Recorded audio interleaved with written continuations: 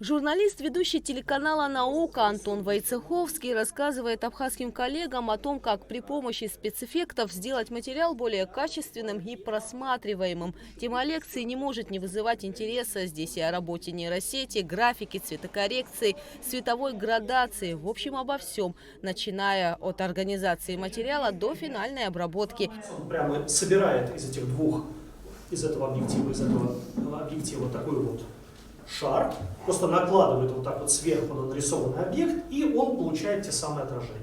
Медиашкола Евразия – это о том, как разрабатывать контент-планы, писать тексты и сценарии для блога и соцсетей, профессионально работать в кадре, создавать качественные видео, анализировать проекты и продвигать свои. А еще это общие идеи, мысли и налаживание международных контактов с коллегами, работающими в медиасфере. Преподаватели проекта успели прочитать лекции как офф, так и онлайн во многих странах СНГ. В Абхазии занятия прошли офлайн.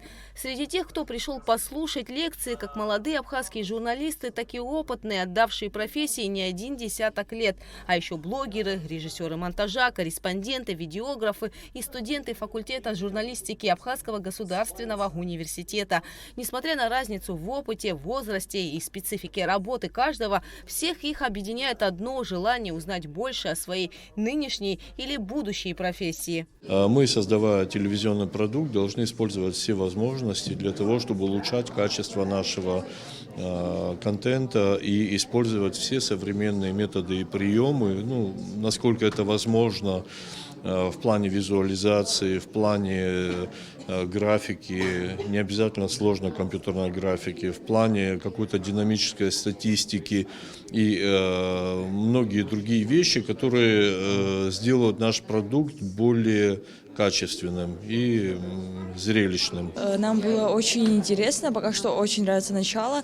Мы много чего записывали, было очень весело, потому что тот, кто читал нам лекцию, применял юмор, и видно было, что он очень уверен в себе, вот поэтому было интересно. Нам сегодня все понравилось, и нам пригодится в жизни. Это наша профессия, мы узнаем что-то новое. Самое главное, по словам преподавателей медиашколы, среди которых известные российские журналисты, донести больше информации до слушателей, рассказать о том, как сделать материал ярче и интереснее и привлечь внимание зрителей к видеосюжету. А еще не отметили теплую дружескую обстановку в аудитории. Аудитория великолепная, все очень внимательно, а самое главное, заинтересованно слушали. Были в том числе и вопросы, и что особенно приятно, люди не просто что-то задавали, а задавали четко по теме. Многие даже угадывали все то, что я хотел до них донести еще до того, как я им это рассказал. Хотел, чтобы люди поняли, что на самом-то деле вся их работа упирается в то, насколько они эффективно могут увлечь своего зрителя. Потому что все, что мы делаем, собственно говоря, для того, чтобы нас смотрели. Оффлайн-мероприятия медиашколы привлекли более 300 участников из Армении, Белоруссии, Казахстана, Кыргызстана, Молдовы, Таджикистана и Узбекистана. Кроме того, медиашкола организовала серию вебинаров и интенсивов для начинающих блогеров и журналистов. В общей сложности онлайн-обучения прошли более 700 человек из разных стран СНГ. Одним из ключевых направлений программы стали образовательные туры, которые знакомят участников с крупнейшими медиаплатформами России. Наша задача, наверное, поделиться опытом, перенять какой-то опыт, рассказать о нем. То есть у нас изначально была медиашкола как онлайн-образование, то есть первые наши курсы прошли онлайн, потом мы стали записывать лекции и давать возможность ребятам, просмотрев лекции с нашими кураторами, выполнять первые домашние задания, формировать там первые свои какие-то блоги, телеграм-каналы. Вот. И в дальнейшем мы сделали уже пресс-туры, то есть мы приглашали к нам из разных стран молодых людей, как начинающих журналистов, так и действующих. Мы дали возможность посетить разные редакции, наши телеканалы, там НТВ, Арти, побывать на Останкинской башне, то, что так важно каждому журналисту, мне кажется, и интересно.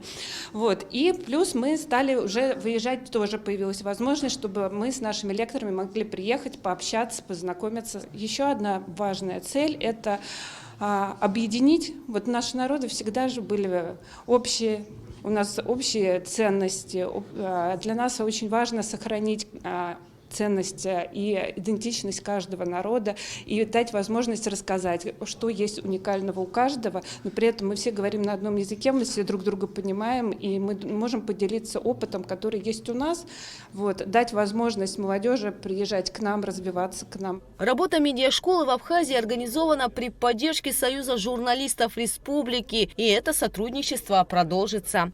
Мы будем думать, как продолжить этот процесс и продолжить процесс не только на базе редакции СМИ, а совместно с Абхазским университетом проводить такие образовательные курсы. И это не единственное образовательное направление. В ближайшее время, в марте или в апреле, у нас такой же образовательный проект будет совместно с Союзом журналистов России. У них тоже есть специализированная группа образовательного такого направления. Так что есть над чем нам работать. В рамках медиашколы «Евразия» для работников медиасферы республики были проведены лекции на тему, как создавать исторический контент, личный бренд и личную медийность, работать с источниками информации. Выездные туры медиашколы «Евразия» также пройдут в Кыргызстане, Казахстане, Таджикистане и Узбекистане. Гугуца Вардания, Инал Гвинджа, Абхазское телевидение.